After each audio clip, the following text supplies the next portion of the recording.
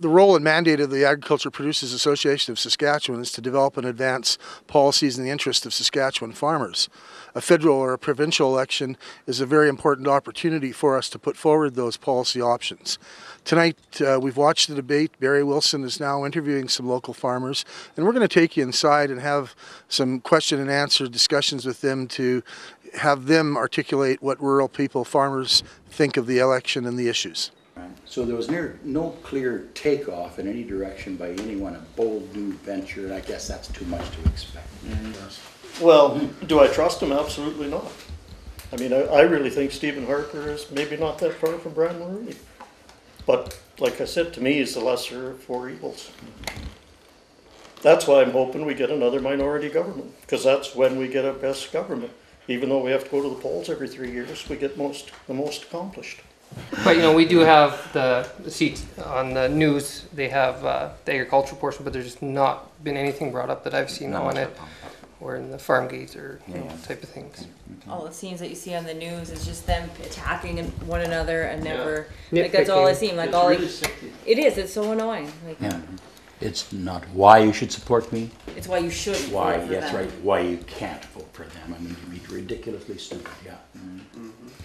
It doesn't matter about me as a farmer. It matters about them. I was gonna say that The young too. people. That's who we got to worry about. Their future. I mean, us guys are done. You know, we're survivors, I guess. But we're at the end of the career. We need to be looking after the young people. And I mean, Brett there's probably sitting there with $1 million debt. You know, through agriculture to run his farm and that. They're the ones that need the help, and it's not there. The only time we hear about agriculture on the news is when they're short of tomatoes or short of food. And agriculture is food. Then I'm it's no sorry, more. and they do talk about food a bit on the news, and I think we need to maybe get the story that, you know, agriculture is food. The only time that agriculture is mentioned is in a negative way. For example, how many times more recently have you heard, well, fuel prices are going up, and is food ever heading up? Pork and beef and etc. And the tomatoes and your Hawaiian pineapples or wherever they're coming from. And beer is going up. It doesn't right, and that's terrible. But there's less than 2 cents in a bottle of beer. Yes, I recognize. But beer is going that. up because farmers are getting more. Pardon me? The average Canadian just hates taxes because of the income tax he pays, right? And so that's where you talk to them about something they hate, and we can change that for you. Yeah. I don't mind paying X number of dollars if I can see it's going, you know, if it's being used efficiently. But we got 5 levels of bureaucracy, and it's just so inefficient.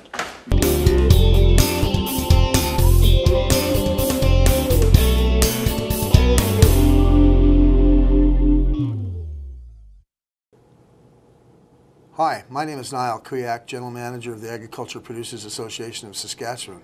I have with me Norm Hall, who is RM representative for the RM of Enrolled, a member of our Board of Directors and Chair of our Environment Committee. The role of the Agriculture Producers Association of Saskatchewan is to develop and advance policies in the interest of Saskatchewan farm and ranch families. To do so, we must be active in political processes in a non-partisan manner, promoting the policies of our organizations in the interest of our members.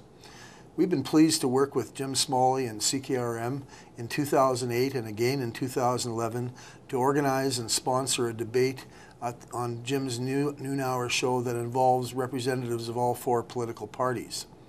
In addition to this activity in the 2011 election, our directors and representatives are meeting with candidates and individual constituencies to deliver key messages on the needs of agriculture. Our objective in doing so, with both the debate and the individual meetings, is to raise the profile of agriculture and rural issues in the election campaign, and to put the positions of the political parties before farmers and the rural population so they can make decisions based on what parties' policies best fit their needs as farmers and rural citizens. Norm, there are some big ticket issues in this election campaign. Do you want to talk about grain transportation, for example? Yeah.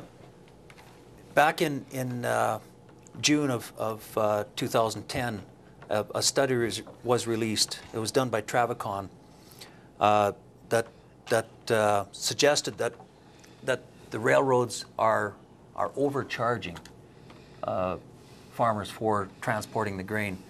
The railroads are guaranteed a 20% return on investment, and right now, the Travacon study suggested that the railroads are taking in excess of $275 million per year over that 20% return on investment out of farmers' pockets.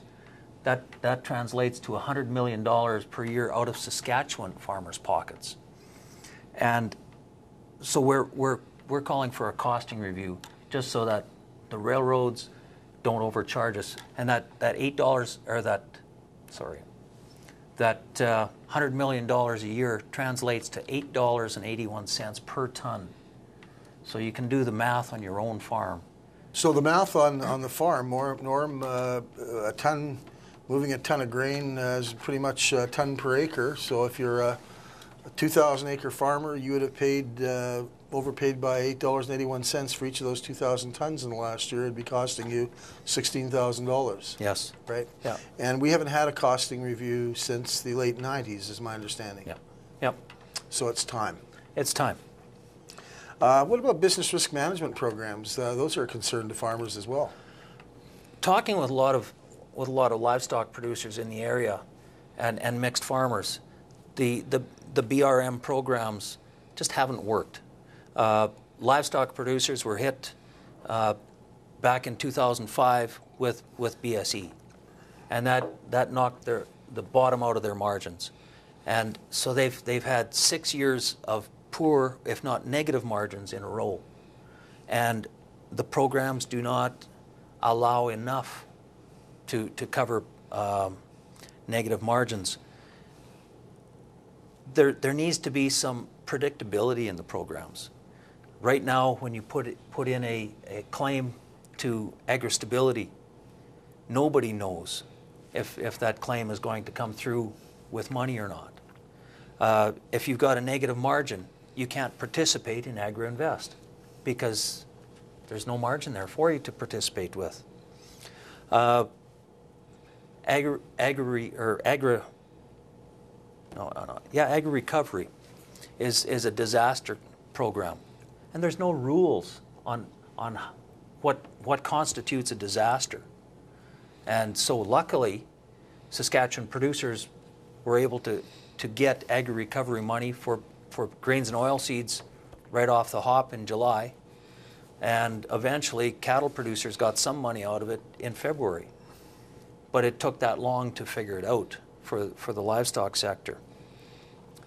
The current suite of programs ends in March 31st of 2013, and just before the election was called, APAS met with officials from the provincial and federal government to start discussing what they call Growing Forward 2. Norman, the new suite of programs, one of the programs we're interested in is environmental goods and services. As chair of the Environment Committee, you've been involved in that. Could you comment a bit about the whole notion of environmental goods and services and what we want to achieve on that? Today's urban society, well, all of society, but especially urban, are really keen on clean air, clean water, and habitat for wildlife. Agriculture has been providing that for Canadian citizens ever since agriculture started. And we are stewards of the land. Majority of the privately held land in Saskatchewan is held by farmers. And if we provide these goods and services on a daily basis, and yet we're being asked to do more. And without receiving compensation. Without compensation, yes. And so what we're saying is if you want us to do more, the market signals right now tell us there's no value in sloughs, there's no value in trees, there's no value in wildlife because we are selling commodities. Yet society is saying, yes, we want these things, but we're not willing to pay you anything for it. So APAS is putting forward a pilot project which will be starting the spring of 2012 to demonstrate the value of environmental goods and services. The pilot project is called ALICE, Alternate Land Use Services, and we're running with a number of provincial partners.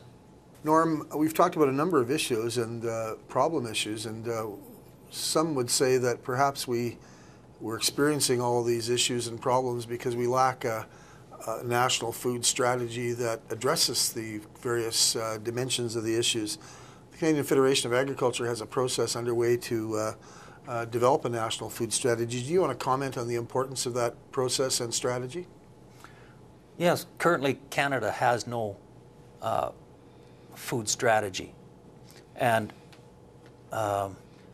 when you look at our food, we take it for granted because there's always abundance. It's always there on the store shelves, but where does it come from? In Saskatchewan, we export 85% of what we produce as food, and yet when it comes to our store shelves, we import 85% of what we consume. Now, that doesn't seem right. We need to have a food strategy where we make sure that we guarantee that we're going to have food supply. There's vegetable growers in Ontario that want to get food into the national grocery chains, and they're told, no, you can't sell your food to us because you don't meet Canadian standards. Yet where's the food coming from? China, Mexico, Korea. What kind of food standards do they have, or production standards do they have compared to Canadian producers? And that's where our food is coming from, offshore. And there's the 100-mile diet that people talk about. Yet our grocery chains are pulling from offshore rather than from our local producers. And we don't mind that it comes from offshore as much as it needs to meet Canadian standards so that we have safe food as well as guaranteed food. So it's important that a national food strategy involve the stakeholders, the producer, the processor, the retailer, the consumer. Yes. And address the various issues they have within a food strategy. Yep. So these are the important issues that are going to be discussed with the candidates in the next 45 minutes or so on the Jim Smalley Show. We invite you to watch the debate and formulate your views as to which party best meets the needs of agriculture in 2011 and beyond.